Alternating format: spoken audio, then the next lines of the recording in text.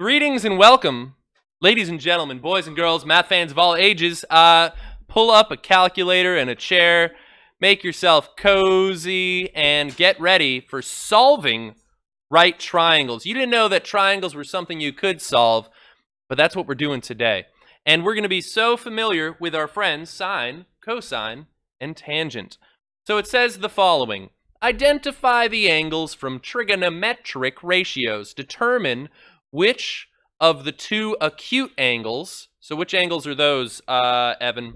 Which are the two acute angles in this picture? Yeah, so that's A or B, that's what I'm choosing, okay? That has a cosine of 0.5. So let's see, so Katie, I'm looking at this, and from this perspective, cosine compares which two, cosine of an angle compares which two sides? Is it adjacent, opposite, hypotenuse? Which ones do those compare?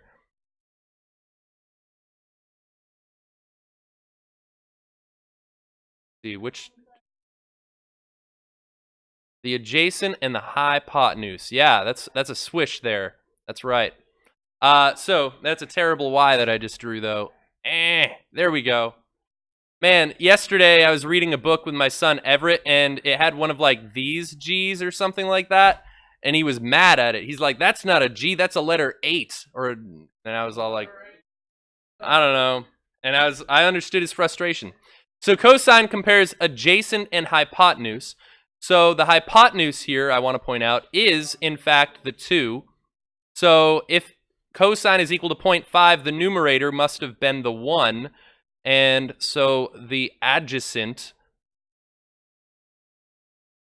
must have been the 1 here. So Ty, which angle appears to have 1 as its adjacent? Looks like angle B. Looks like angle B. So I'm going to say that cosine of angle B is equal to 1/2. Now, bonus question. Anybody can take this. It's up for grabs. Wild card. Does someone know what the measure of angle B is? How many degrees is angle B?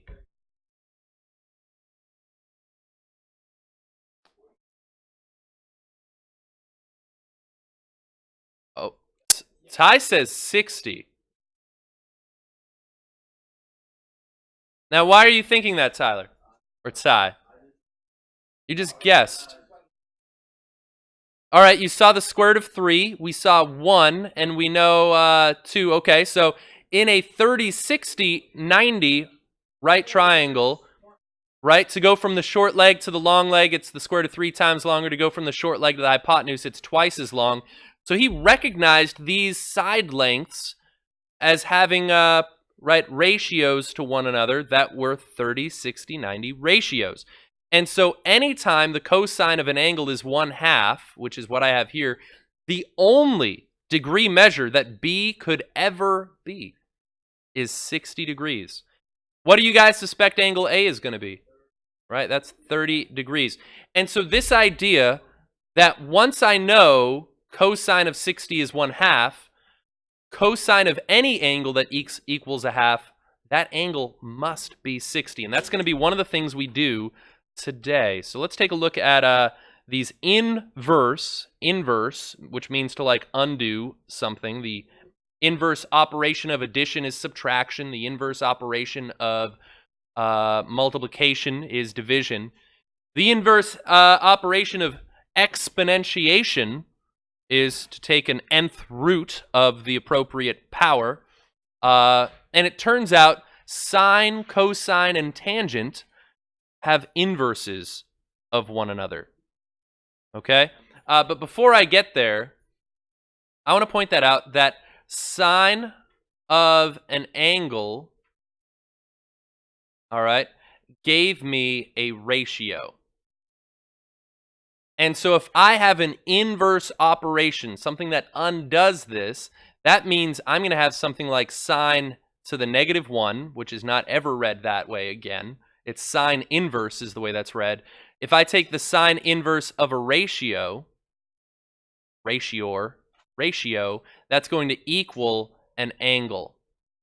All right, so I'm going to give you a function that your calculator conveniently knows how to do, that will take a ratio and tell you the angle that would have given you that ratio.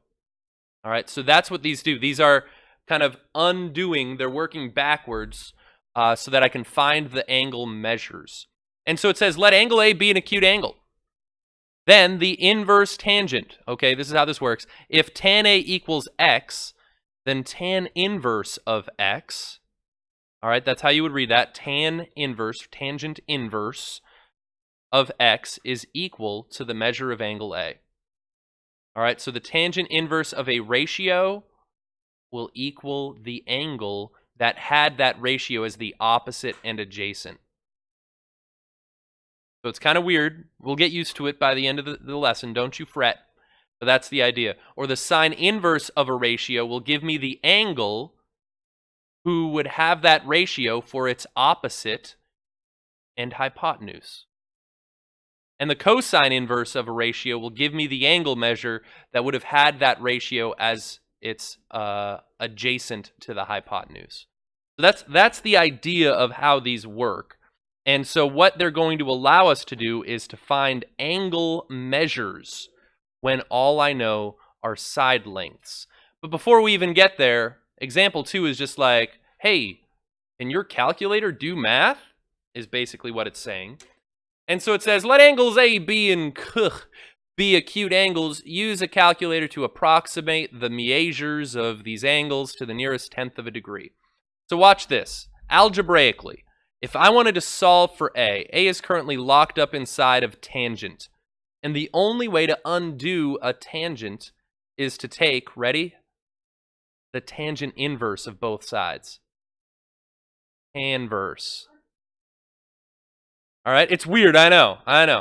But think about this. The tangent inverse of the tan, those things would cancel out, and I'd be left with A over here. All right, ask your question, yep. All right, think about this. If I had x plus 1 equals 3. All right, plus 1 is happening to this. The plus 1 inverse is subtracting 1 from both sides, and I would get x by itself, and I would solve for that. I'm doing exactly the same thing. It's just weird to think about tangent as being like a function, an operation that was happening to the angle, and now I've got to undo it from both sides. So A is going to equal whatever the tangent inverse, and I wouldn't have to rewrite this, but I will just so you guys can see. Tangent inverse of 0.75. And so now I'm going to plug this into my calculator. How do I do that, my friends? Yeah, there's a tan negative button that was hiding there the whole time. Who put the negative in my tan? Here we go. Ooh, wow. Look at these. I should be like a hand model or something. Look at this. Wow. This ring is, by the way, tungsten carbide. It's if my finger gets jammed in like an engine, they will have to cut off my finger before they can cut that ring off. So that wouldn't be cool. I don't wear that ring when I'm like working on stuff. So here we go. If I want to find the tangent inverse, notice above the tan button is the tangent inverse function. So here we go. So I'm going to hit second. All right, you can see second there. And tan inverse, and I'm going to do tan inverse of 0.75. You could close the parentheses for good measure. Hit equals, and I get 36.869896765, and that even tells me that's in degrees. So I'll call that 36.9 degrees. So that means angle A would have been 36.9 degrees. If you do not have this type of calculator, use this moment now to verify that your calculator can take the tangent inverse and give you the degree measure and not the radian measure. So I'll walk around to make sure you got this. Let's try it. All right.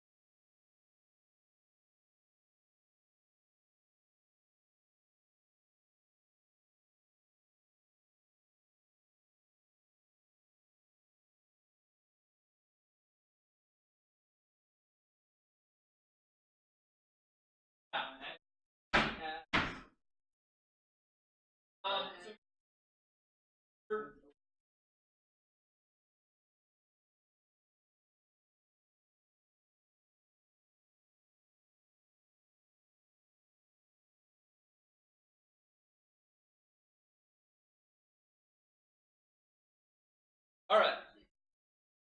All right, here we go. Let's collect ourselves, if we could. So to find the angle B here, I would sine inverse, or like I like to call it, sinverse both sides. Sine inverse both sides. And these, by the way, are, that's a good point, Ty. These are approximations, just so you're aware. So let's see. So I'm going to sine inverse 0.87.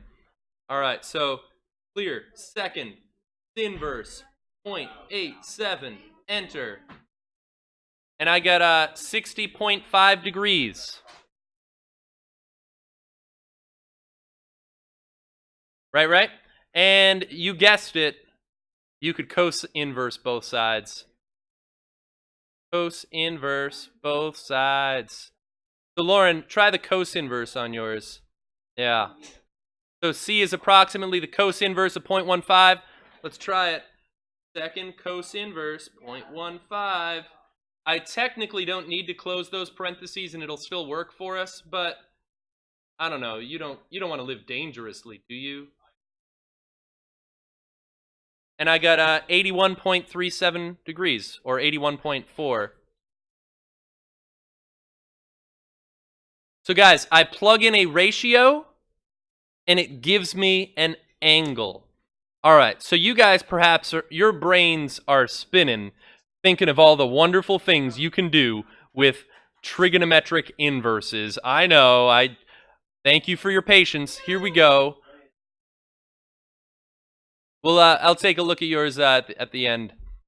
We'll get them working. Yeah, because like Casio calculators are a little different. Cell phone calculators are a little different. So here we go. Solving a right triangle. To solve a right triangle means you find all the unknown side lengths and angle measures. You can solve a right triangle when you know either of the following. If you know two side lengths, like a hypotenuse and a leg or something like that, or two legs, right? Or if you know one side length and the measure of one of the acute angles. So these we've been able to, this we've been able to do already using regular trig ratios and then third angle theorem. This is what we're going to look at today, which will require the use, I've got a whistle going here. Whoa. Require the use of trigonometric inverses. So let's do this. Example trace. Example trace. And you're going to have to be sharp, my friends. You'll have to know how to set these things up. Right, Lauren? Lauren, you're going to be so sharp. So, solve the right triangle. All right, so Lauren, if I want to find angle A, let's find angle A first. Now, from angle A's perspective, what information do I know? All right, the hypotenuse, I currently don't know. I could actually use Pythagorean Theorem to find hypotenuse, or a trig ratio, it wouldn't matter. To find, let's see, what else do I know? The adjacent, which side is the adjacent here for angle A? Yeah, the 2 is the adjacent, yep. And angle A. And 3 is the opposite, right? Because that's opposite the angle. So if I want to find the measure of angle A, okay, what trig ratio will compare the two things that I do know right now? So that what I do know is the opposite and the adjacent. Jack, what do you think? Oh, wow, fancy man. So tangent, right? I'm going to set this up normal style. Tangent of A is going to equal 3/2. And so let's see, Lily, once I set this up, tan of A equals 3/2, right? Tangent from A's perspective is 3/2. How could I get A by itself? How do you think I can get rid of this tan part here?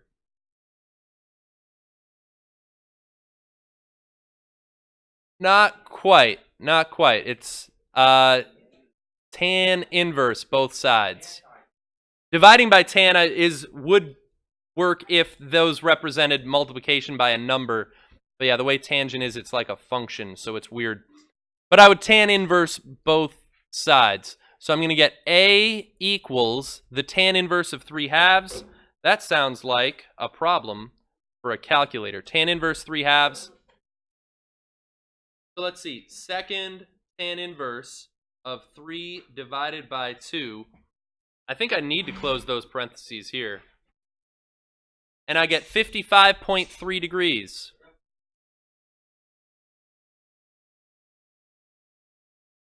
Oh, thank you. I don't know how to read, guys.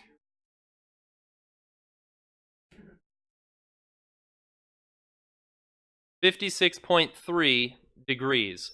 So if that's 56.3 degrees, question, friends, how could I find angle B?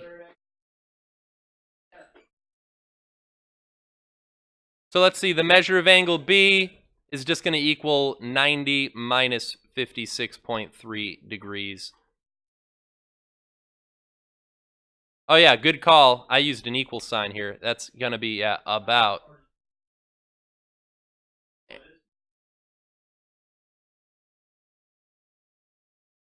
Well, I took the tan inverse of both sides because that undoes that, and that's going to get A by itself, is the way that worked. And then 56.3 degrees was what tan inverse of 3/2 was. Guys, pro tip, if I want to figure this out on my calculator, 90 minus 56.3, Alyssa, this is what I'm going to do. Now notice, this is the previous answer that I had right here. I'm going to do 90 and minus, and watch this, I'm going to hit the second button, and it says little second right there. And if I hit ants, A-N-S, it's going to automatically plug in that 56.3 blah, blah, blah, blah, so I don't have to type it in again. So I get 33.7 degrees. Oh, wrong color. 33.7 degrees. All right, I still need to find side length C, because solving a right triangle means finding all previously unknown information about it, whether they are sides or angles. For C? Oh, you got it. I know what's up. Hey, cap C, lowercase c, those things are different. Let's use a trig ratio. You could use Pythagorean Theorem.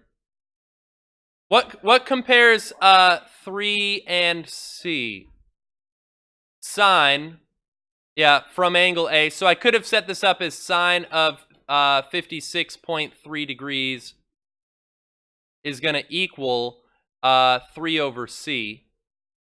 So I could go that route, but that is technically relying on my previously found information. If I want to just use the information they gave us, we could just use Pythagorean Theorem. We'll do that. 2 squared, so I'll just write or. 2 squared plus 3 squared equals C squared. What's that? 4 plus 9 equals C squared. C is going to end up equaling the square root of 13 when that's all said and done. So I started with 3 pieces of information, right? And the 90, I guess. And I got 2 more, or no, I didn't. Aha, no, I was right. 3 pieces of information I started with, and then I found 3 pieces of information. Okay? So that's what solving triangles is all about. So let's look at example 4. And you guys gotta be experts when it comes to sine and cosine and tangents. All right, example 4. So friendly friends, Alyssa too, the friendliest of friends. Let's solve the right triangle. So I currently know an angle. All right, I'll reference everything to that angle. H is going to be the opposite by the looks of things. All right, 13 is going to be the hippopotamus. And the adjacent is going to be G there. All right, so I like coloring this just to remember it. So if I want to find h, I want to compare h to the angle that I know and the side that I know. What compares h and 13? Josh? Sine, I agree. So sine, well done, well done. Sine of the 25 degrees is going to equal the opposite, which is h, over the hypotenuse, which is 13. Let's see. Haley, could you help me solve this for h? I like it. Multiply both sides by 13 because the inverse of division is multiplication. I like it. So I'm going to get h is approximately whatever 13 sine 25 is. Let's do that. So I'm going to do 13 times the sine of 25. And I get 5.5, we'll call it. 5.5 is the value for h. Let's find g. To compare g to the 13, Anthony. Let's see. Help me out here. G is the adjacent.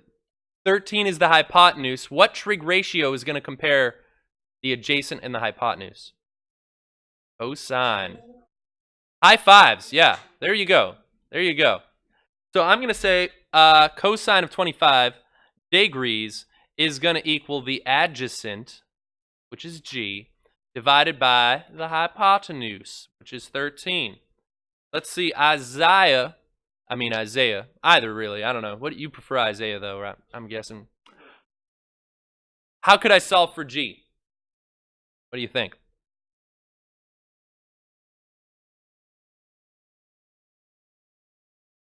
Multiply everybody by 13, both sides. I like it. So I'm going to get g is equal to 13 times... Oh, look, right there's Isaiah's card. But it's upside down, so the internet won't be able to discern it. So it's going to be, what, 13 times the... What are we doing? Cosine, Anthony said? Of 25. Enter 11.8. And actually, we'll change that to a squeakle sign. I already forgot. It's 11.8. And question, how do I find angle G? Let's see. Jack said third angle theorem. We also know that the acute angles in a right triangle are complementary to each other. So that's just going to be 90 minus 25. So what's that going to be, friends? 65 degrees. This triangle has been solved. All right. How many more examples do I need? Let's do this one last one. Ooh. For my theater friends, which, by the way, the last year I was teaching before this school, so I guess 3 years ago, I performed in a play where I was a character, Brian O'Banion. And it was interesting. I was supposed to have an Irish accent, but my accent completely was not consistent throughout the performance. It was terrible. I don't know why they had me playing it. They just were short characters. It says your school is building a raked stage. Rakes. I don't know. The stage will be 30 feet long from the front to the back. All right, so 30 feet, they're calling the hypotenuse here.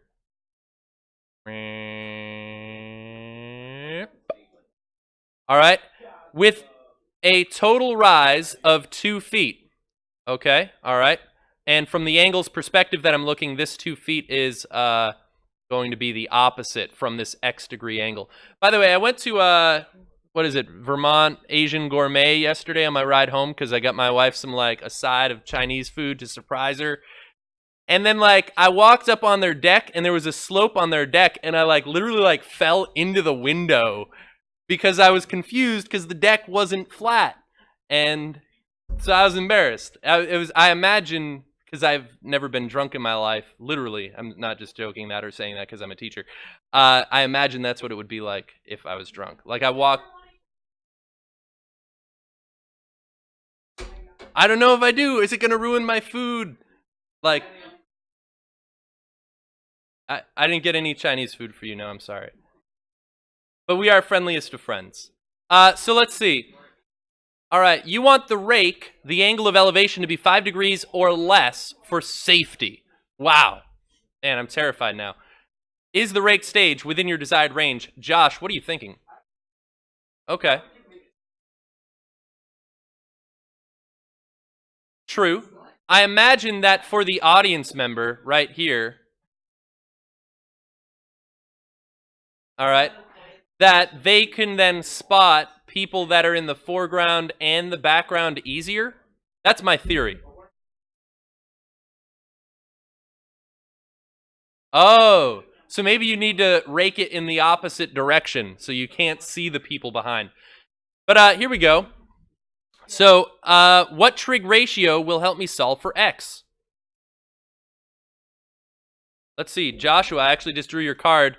So opposite and hypotenuse, so that sine of angle x is going to equal, so sine of x degrees will equal the opposite, which is 2, over the hypotenuse, which is 30.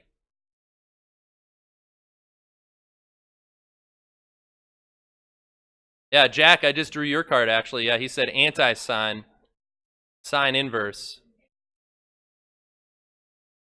And I end up getting x is approximately sine inverse of 2/30. Here we go. Let's see, just so you guys can verify, I did draw those cards. All right, so second sine inverse of 2/30. Enter.